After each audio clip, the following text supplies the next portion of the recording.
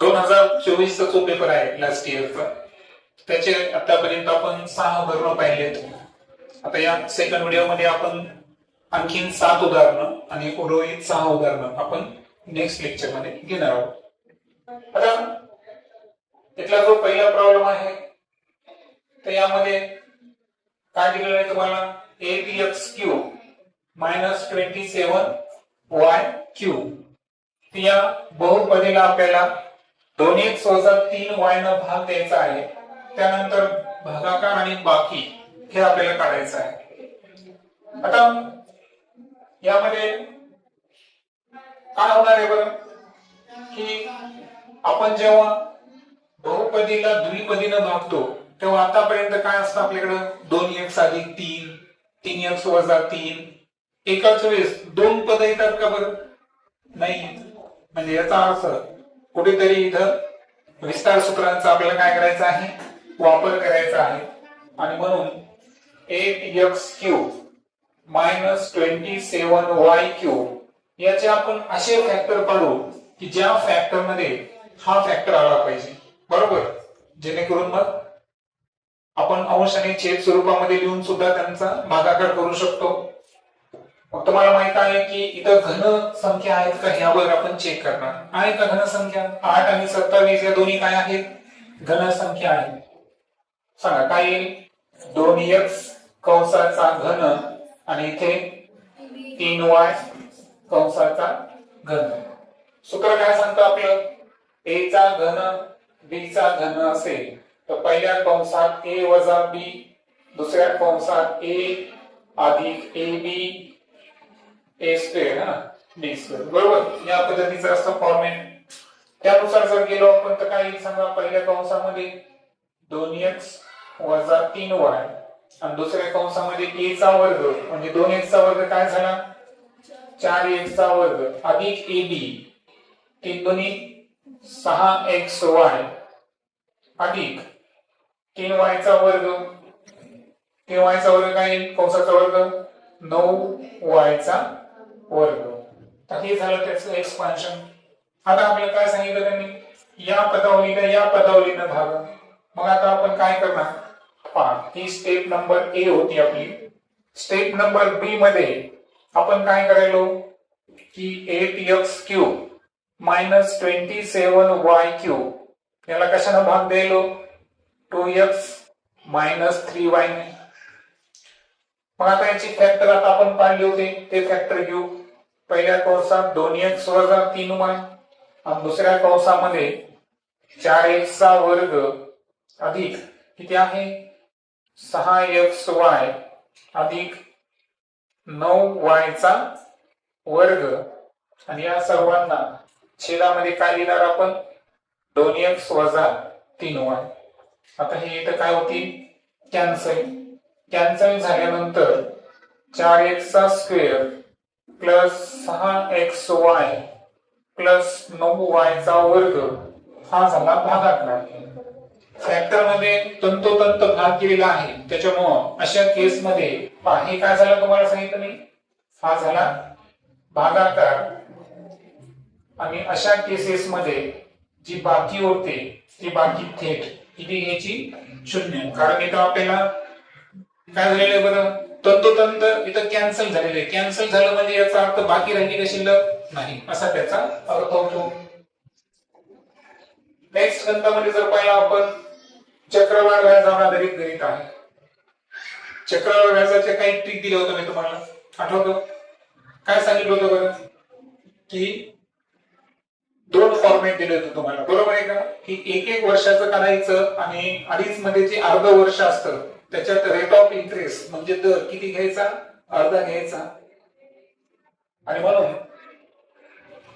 a बरोबर p in bracket काय घेणार तुम्ही, 1 + r/100, बरोबर आहे का. हे पहिल्यांदा सूत्र वापरणार तुम्ही. आता याचा घातांक घ्यायची गरज नाही कारण तुम्ही 1 वर्षासाठी घ्यायचे. घातांक घ्यायची गरज आहे का, नाही. पहिल्या वर्षासाठी a1, दुसऱ्या वर्षासाठी ट्रिक काय दिली तुम्ही, a2 काढताना काय करायचं, p च्या ऐवजी काय घ्यायचं सांगा, a1. काय घ्यायचं आहे, a1 कंसामध्ये 1 + r/100 100. आणि तिसऱ्या याच्यामध्ये काय करायचं, अर्ध वर्ष आहे. अर्ध वर्ष असताना A3 काढताना काय घ्यायचं आपल्याला, दुसऱ्या वर्षाची रास किती आहे A2 सांगा इन ब्रॅकेट 1 प्लस, पण इथं रेट ऑफ इंटरेस्ट किती घ्यायचा, अर्धा घ्यायचा, आणि त्यानंतर 100. बरोबर. म्हणजे हे झालं पहिल्या वर्षासाठी, हे झालं दुसऱ्या वर्षासाठी, आणि त्यानंतर हे उर्वरित जे अर्धा वर्ष आहे म्हणजेच 2.5 वर्ष आहे की नाही, त्या संदर्भात. लक्षात आलं टप्प्याटप्प्याने कसं चालायचं आपल्याला. बस आता बाकीचं किमती टाकायचे तुम्हाला, फक्त सांगा A1 काय होईल या ठिकाणी, प्रिन्सिपल किती आहे 10,000 इन ब्रॅकेट 1 प्लस R किती आहे 10/100. ओके सांगा काय होईल 10,000 गुणिले 10 1 10, 10 ने 11/10, आणि म्हणून इथे किती होईल आन्सर 11,000. ही झाली पहिल्या वर्षीची रास. दुसऱ्या वर्षीची रास करताना A1 किती घेणार तुम्ही 11,000 गुणिले, आता रेट तर तोच आहे 10, म्हणजे डायरेक्ट तुम्ही 11/10 घेतलं तरी चालतं. सो 11/10, 0 0 कट, 11 चा वर्ग 121, किती आलं 12,100. आणि त्यानंतर A2 जो आहे, A2 आहे आपल्याकडं 1,21,000, सॉरी 12,100, आणि 12,100 इन ब्रॅकेट 1 प्लस, आता R/2 10 घ्यायचा आहे का, 10 चे हाफ किती होतील 5, किती 5/100. मग 12,100 गुणिले किती येईल सांगा, वाटलं 100 1 100, 100 105 घ्या तुम्ही, आणि छेदातले 100 मो, हे 2 शून्य त्यात काय होती कॅन्सल होती. आता 105 चा गुणाकार 121 सोबत करायचा आहे तुम्हाला. मग आता 105 1 105, हातचे आले 10, 105 दुनी 210, 210 आणि 10 20, हातचे किती आले 22, 105 1 105, 105 आणि 22 127. आता ही झाली तिसऱ्या वर्षाअखेर, 2.5 वर्षाअखेर काय झाली बरं, रास झाली. काय झाली रास. पण तुम्हाला विचारलं काय चक्रवाढ व्याज, मग तुम्हाला सूत्र माहिती आहे कंपाऊंड इंटरेस्टचं. कंपाऊंड इंटरेस्टचं सूत्र काय आहे, अमाऊंट, कोणती अमाऊंट घेणार तुम्ही A3, 2.5 वर्षानंतरची अमाऊंट, आणि त्यामधून काय वजा करायचं आहे प्रिन्सिपल. मग 12,705 वजा किती आहे 10,000, मग आन्सर किती सांगा 705 रुपये. That is the answer. Okay sorry 2,705 येईल, कारण 12,705 आहे बरोबर. तर आन्सर येईल 2,705 रुपये. ओके त्यानंतर 3 अंकी दोन संख्येचा गुणाकार 53,125 ओम असावी, किती आहे 25, तर त्यापैकी मोठी संख्या कोणती. आता दोन संख्येचा गुणाकार, दोन संख्येचा गुणाकार सूत्र काय सांगा बरोबर. दोन संख्येचा गुणाकार बरोबर काय सूत्र आहे, लसावी गुणिले मसावी. मग आता गुणाकार किती दिला आहे 53,125. लसावी दिला का नाही, मसावी किती आहे 85. मग आपल्याला सॉरी 25 आहे. आता आपण काय करू 25 नाही, कशाला भाग द्यावा लागेल आपल्याला 53,125 ला. 25 दोन्ही 50, किती उरतील 3 25 एक 25 किती उरते 6. मग आता डायरेक्ट घेऊ का 625 माहिती ना 25 चा वर्ग आहे 25 गुणिले 25 किती येणार 625. आन्सर किती आलं 2125. म्हणून लसावी जो आहे तो आला 2125.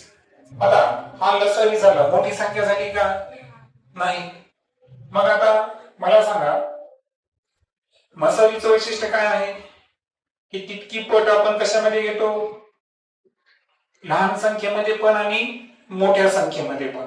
येते लक्षात. आता एक लक्षात घ्या तुम्हाला माहित आहे की लसावीमध्ये काय घेतो बरं आपण भाग न जाणाऱ्या संख्या बरोबर म्हणजे कॉमन नसणाऱ्या संख्या सुद्धा आणि मसावी सुद्धा घेतो बरोबर. मग आता एक लक्षात घ्या की हा जो लसावी आलेला आहे तर त्यावरून आपल्याला काय करायचं आहे की त्या दोन संख्या 25 च्या किती पटीत आहेत बरोबर आहे का ती पट आपल्याला शोधायची आहे. जसं की मला सांगा आता आपल्याकडे जे इथे 25 मसाले आहेत याचा अर्थ आणि दोन्ही संख्या काय आहेत बरं आपल्या 3 अंकी आहे लहान आणि मोठी संख्या. मग समजा आपण लहान संख्या जी आहे ना 25 च्या पटीमध्ये किती मानतो बरं 25x आणि मोठी संख्या 25 च्या पटीमध्ये काय मानायची आपल्याला 25y बरोबर आहे का. मग आता या x आणि y च आपल्याला काय करायचे आहे किंमत काढायची. लक्षात येतं कारण इथं ती दिलेली संख्या आहे 53,125 त्या दोन संख्येचा काय बरं तो गुणाकार आहे. दोन संख्येचा काय येतो गुणाकार आहे म्हणजे याचा अर्थ 25x गुणिले काय होणार इथं 25y बरोबर किती येणार 53,125 आणि यावरून सांगा किती होईल 625xy बरोबर 53,125 आणि xy बरोबर 53,125 डिवायडेड बाय 625. मग xy ची किंमत जर पाहिली इथं आपण येते लक्षात तर xy ची किंमत जी आहे ना तुम्ही कॅल्क्युलेशन करा ही किंमत येते 85. किती येते 85 येते. मग आता सेम पद्धतीने इथं सुद्धा तुम्ही लक्षात ठेवा पहा ही एक ट्रिक झाली तुम्हाला की त्या दोन संख्येच्या पटीचा गुणाकार किती आला 85 किंवा मी सांगितल्याप्रमाणे काय करायला सांगितलं तुम्ही तुम्हाला सांगा की त्यांची जी पट आहे काय शोधायची आपल्याला त्या दोन्हींची पट जी आहे 25 वगळता ते शोधताना आपण काय केलं होतं हे 2125 ला कितीला भागितलं होतं 25 ना.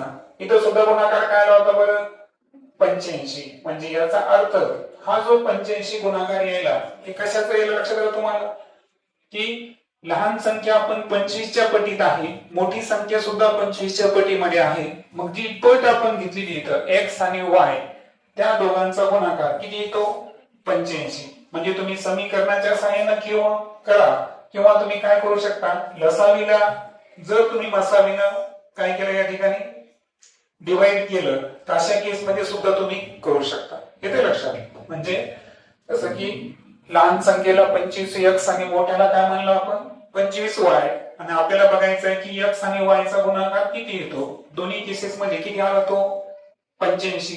मग आता 85 चे डिफरंट फॅक्टर सांगा काय काय आहे. पहिला फॅक्टर घेऊ आपण 17 आणि 5 17 5 आणि 85 आहे का. मग आता 17 आणि 5 घेतले तर आजचं काय होईल बरं सांगा 5. 25 ला 17 ने गुणन करू आपण किती उत्तर येईल 25 गुणिले 17 सांगा 25 गुणिले 17 17 5 85 17 दुनी 34 34 आणि 8 42 425. ठीक आहे इथे गणून पाहू आपण 25 गुणिले 5 किती येईल 25 5 125. म्हणजे आपण जे फॅक्टर विचारात घेतले होते त्या फॅक्टर मग दोन्ही संख्या किती अंकी आले बरं 3 अंकी आल्या. म्हणजे याचा अर्थ मोठी संख्या कोणती आहे 425. That is the answer. कारण 85 चे अजून काही फॅक्टर असू शकतात का? आहे का अजून काही फॅक्टर याच्यामध्ये? 85 मला वाटतं 3च्या पाड्यामध्ये येईल का? नाही, 3च्या पाड्यामध्ये येणार नाही. 5च्या नंतर कशामध्ये येईल ते? नाही ना कोणत्याच, कारण 17 काय आहे मूळ संख्या आहे. म्हणजे याचा अर्थ आपलं इथं उत्तर संपलं की उत्तर कोणतं आहे 425. ओके, त्यानंतर पुढे चलो आपण. एक गावात 20 कुटुंबात रोज किती लिटर दूध घेतात याची नोंद पुढे दिली आहे. त्यावरून त्या गावाचा काय करायचा आहे मध्य. आता मध्य करताना तुम्हाला सरासरी करायची सरळ सरळ, पण याच्यामध्ये काय असतं माहितीये का, इथं जवळपास 20 कुटुंबाचा आहे. म्हणजे याचा अर्थ 20 कुटुंब आहे, म्हणजे याचा अर्थ n काय आहे सांगा 20. n काय आहे 20. तुम्हाला करायचं आहे मध्य. मध्य म्हणजे काय बार x, बरोबर. आणि या सर्वांची बेरीज काय असते सांगा समेशन ऑफ fx. काय असतं समेशन ऑफ fi x आहे असतं वाटतं. Sorry summation of fi x आहे. ओके, मग आता मला सांगा की इथं वारंवारता काढण्याचे दोन मेथड आहेत तुमच्याकडे. काय, एक तर सारणी तयार करून काढा किंवा मग डायरेक्ट ऍडिशन करा. पण इथं बरेच अंक रिपीट झाले का, बरोबर आहे का? जसं की पाहता एक हा अंक जर पाहिला आपण किती वेळेस सांगा 1, त्यानंतर 2, 3, त्यानंतर 4 आणि 5 आणि 6. म्हणजे 1 हा 6 वेळेस आहे, म्हणजे त्याची बेरीज किती झाली 6 वेळेस. 1.5 1 2 3 4 वेळेस आहे. 1.5 ला 4 न मल्टिप्लाय करा, त्याचा आन्सर सुद्धा किती येईल 6. त्याच्यानंतर 3 आहे का मल्टिपल टाइम्स मध्ये 3 किती वेळेस आहे एकच आहे का 2 वेळेस आहे. 1 आणि 1 2. सो 3 2 जा हे सुद्धा किती येईल 6. त्यानंतर 2 1 2 3 4 4. सो 2 into 4 किती येईल इथं 8. त्यानंतर 0.5 बघा 1 2 3 4. 0.4 ला मल्टिप्लाय करा किती 2. इथं वाटल्यास मोजायचं 6 आणि 4 10 2 12 आणि 8 20. याचा अर्थ झालं सांगा साइन 3 18 18 आणि 10 किती झालं 28. म्हणजे ही किंमत कोणाची झाली समेशन. मग सांगा बार x बरोबर काय सूत्र आहे fi xi divided by n. सांगा fi xi ची बेरीज किती आली 28. n किती आहे 20 आहे. 14 दोन्ही 28 आणि 0 मूळ काय घेतं 1.4. सो 1.4 लिटर ही काय झाली त्यांची मध्य किंवा सरासरी झाली. आकडेवारीची आहे त्यामध्ये वृत्तचिती जी आहे त्याचा काय दिलं या ठिकाणी बरं व्यास आणि उंची दिलेली आहे. त्यानंतर ती वृत्तचिती वितळून त्यापासून 2 मिलीमीटर व्यासाची तार तयार केली तर त्या तारेची लांबी किती. सर्वात अगोदर माइंड मध्ये पाहिजे की तार जी तयार केली ती कोणत्या प्रकारची आकृती बरं ती सुद्धा काय आहे वृत्तचितीच आहे. येते लक्षात, कारण त्याला सुद्धा काय लिहिले आहे लांबी आणि व्यास.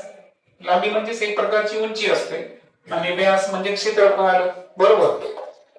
मग मला सांगा की सुरुवातीला जे A1 आहे है ना, किंवा सुरुवातीला जे आपल्याला मेजरमेंट दिलेले की व्यास किती आहे सुरुवातीला मी लोअर केस मध्ये किती लिहिणार 1.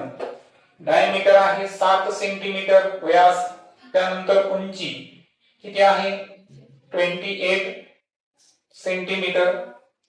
आता डायमीटर दिलेली आहे, डायमीटर वरून सुद्धा तुम्हाला फॉर्म्युला तयार करता येतो वृत्तचितीचा. सांगा बरं V1 ची व्हॅल्यू काय असेल. आता तुम्ही सूत्र काय घेता पाय r स्क्वेअर एच डायमीटर दिले असताना काय घेणार आपण पाय d1 square upon 4 into H असं सूत्र असतं. कारण वर्तुळ आर स्क्वेअर च्या ऐवजी काय घ्यावं लागतो आपल्याला डी स्क्वेअर अपॉन 4 घ्यावा लागतो. हे झालं तुमचं व्हॉल्यूम 1. मग आता व्हॉल्यूम 1 एक लक्षात घ्या, इथं जी पाय आहे ना हे पाय अंश आणि छेदामध्ये कट होणार आहे, हे पण इथं लक्षात ठेवायचं. त्यामुळे आता आपल्याला किमती टाकायच्या आहेत का नाही. पुढे काय सांगितलेलं आहे सेकंड केस मध्ये की जे डायमीटर आहे व्यास तो दिलेला आहे 2 मिलीमीटर. काय दिलेला आहे 2 मिलीमीटर. आता इथे माप कशामध्ये आहेत बरं सेंटीमीटर मध्ये आहे आणि इकडे माप कशामध्ये दिलं मिलीमीटर. मग ते कशामध्ये कन्वर्ट करावं लागेल सेंटीमीटर. मग सेंटीमीटर मध्ये करताना आपण काय करतो त्याला 10 ने भाग देतो. 10 ने काय देतो भाग देतो. म्हणजेच आपली जी डायमीटर आहे ती किती येईल सांगा 0.2 सेंटीमीटर. त्यानंतर इथं जी हाईट 1 होती ती किती होती 28 सेंटीमीटर. इकडे आपल्याला लांबी तारेची काढायची म्हणजेच आपल्याला काय काढायचं आहे h2 काढायचं आहे. काय काढायचं आहे h2.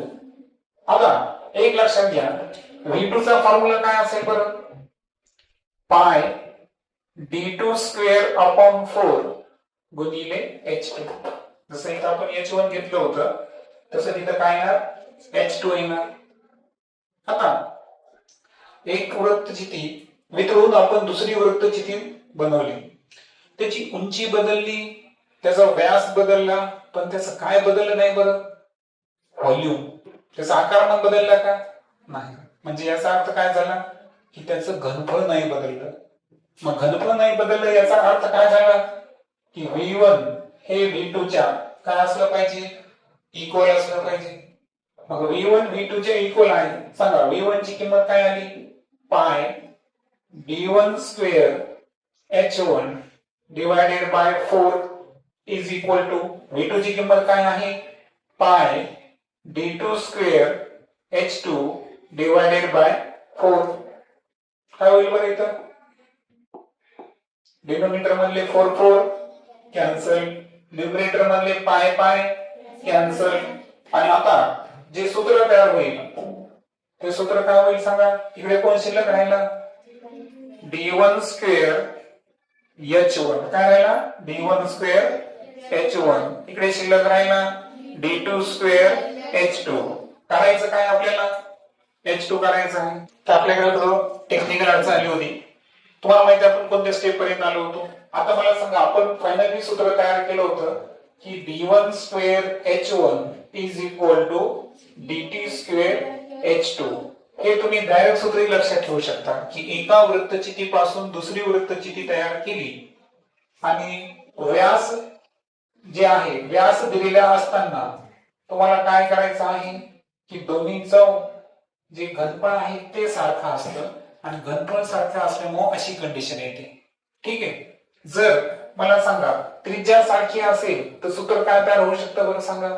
सेम पद्धतीनं पाय आर स्क्वेअर आहे म्हणजे काय असणार r1 square h1 is equal to r2 square h2. येते लक्षात. म्हणजे इथून पुढे लक्षात घ्या. मी तर गणित तुम्हाला सूत्र कसं तयार झालं ते सांगितलं पण डायरेक्टली तुम्ही काय वापरणार हे दोन सूत्र वापरणार. आता आपल्याला व्यास दिली होती म्हणून हे सूत्र आपण वापरणार. चला सांगा d1 ची किंमत किती दिली होती किती आहे 7 आहे का किती आहे d1 आहे आपल्याकडे 7. 7 चा काय घेणार आपण स्क्वेअर गुणिले h किती आहे किती 28 बरोबर. डायमीटर 2 जे आहे ते आपल्याकडे 2 मिलीमीटर होतं है ना. त्याला आपण सेंटीमीटर मध्ये केलं किती येईल ते 0.2 सेंटीमीटर. त्याचा काय घ्यायचा आपल्याला स्क्वेअर आणि h2 आपल्याला काय करायचं आहे फाइंड करायचं आहे. h2 म्हणजेच लांबी. आता सर्व माप सेंटीमीटर मध्ये घेतले आपण. 7 चा वर्ग 49 गुणिले 28 आणि 0.2 चा वर्ग काय येतो बरं 0.2 0.4 सांगा काय होईल 49 गुणिले आता तुम्हाला माहित आहे याला 2 स्थळ पुढे न्यायचं असेल तर वरी सुद्धा काय करावं लागतं 2 स्थळ पुढे जावं लागतं हे की नाही तर पुढे आता आपल्याला काय करायचं हे दशांश चिन्ह 2 स्थळ पुढे न्यायचं असेल तुम्हाला नियम माहिती काय तर इथे पण 100 न गुणायचं अंशाला सुद्धा 100 न गुणायचं म्हणजे त्याला काय करायचं आहे 2 स्थळ पुढे न्यायचं म्हणजे याचा अर्थ 28 ला 100 न जर गुणलं मी तो उत्तर काय येईल 2800 आणि 0.04 ला 100 न गुणलं तर उत्तर किती येईल फक्त 4 किती येतं 4 मग 4 1 4 4 7 28 मग आन्सर किती 49 गुणिले 700 सांगा 7 नंबर 63 7 चौक 28 28 आणि 6 34 आता हे कशामध्ये आलं बरं सेंटीमीटर मध्ये आलं परंतु तुम्ही प्रश्न जर पाहिला तर ऑप्शन मीटर मध्ये दिले ऑप्शन कशाला दिलं आहे मीटर मध्ये दिलंय मग मीटर मध्ये करताना काय करणार 100 न भागणार उत्तर किती मग 343 मीटर ओके सो हे असणार आन्सर शेवटची 2 गणित पहिल्या गणित जर पाहिलं आपण तर चाकाचा व्यास किती दिलेला आहे आपल्याला 1.4 मीटर व्यास दिलेला आहे तर बैलगाडीला 1.1 किलोमीटर अंतर कापण्यासाठी चाकाची किती फेरे होतील आता एक फेरा म्हणजे काय एक परीघ येते लक्षात मग आता मला सांगा परीघ जर काढायचा असेल व्यासवरून तर सूत्र काय आहे बरं पाय सो पायची किंमत आहे 22/7 गुणिले हे आहे 1.4 सो सांगा काय होईल 7 दोन्ही 14 कारण 1.4 म्हणून 0.2 येते मग हे आन्सर किती 4.4 आणि कशामध्ये आला आन्सर मीटर म्हणजे याचा अर्थ परीघ म्हणजे काय की चाकाचा एक फेरा बरोबर आहे का एक फेरा म्हणजे काय परीघ सर्कम्फरन्स तो आला 4.4 मीटर आता एकूण अंतरसाठी फेऱ्यांची संख्या काढायची आपल्याला मग सांगा चाकाच्या फेऱ्यांची संख्या काढायची असेल आपल्याला तर काय करावं लागेल सूत्र तयार करावं लागेल कोणतं की एकूण अंतर भागिले काय द्यावं लागेल इथं आपल्याला परीघ है ना असं सूत्र तयार करावं लागेल आता एकूण अंतर जे आहे ते आहे 1.1 किलोमीटर आणि हे कशामध्ये आहे मीटर मध्ये आहे असं चालतं का नाही म्हणजे किलोमीटरला सुद्धा मीटर मध्ये करावं लागेल किलोमीटरचे मीटर करताना किती गुणतो आपण 1000 ने मग 1.1 ला 1000 ने गुणा तुम्ही किती उत्तर सांगा किंवा 1.1 त्याला डायरेक्ट तुम्ही इथं 1000 न गुणा 1000 न काय गुण लक्षात आलं किलोमीटरचे काय केले मीटर छेदामध्ये काय आहे 4.4 हे केलं तर सोपं जातं कसं माहितीये का पहा एकी 4 म्हणजे 11 चौक 44 पॉइंटला निग्लेक्ट करा दोन्ही ठिकाणी आणि 4 गुणिले 1000 ला 4 न जर डिवाइड केलं तर आन्सर किती येतं 250 मग एकूण किती फेरे होती 250 आणि पहा x हे y ची काय आहे बरं समप्रमाणात y हे z ची काय आहे व्यस्त प्रमाणात मग x व z चा संबंध काय आता ज्या अर्थी x आणि y हे दोन्ही काय आहे समचलनात आहे मग y जर z शी व्यस्त असेल तर x सुद्धा z शी कसा असला पाहिजे व्यस्तच प्रमाणात असला पाहिजे कारण हे जर दोन सम आहेत हे दोन सम आहेत तर याचा जो संबंध तिसऱ्या राशीचा राहील त्याचा संबंध x चा सुद्धा असणार आणि म्हणून या केस मध्ये x हा z च्या काय आहे इनव्हर्सली प्रोपोर्शनल म्हणजे व्यस्त प्रमाणात ओके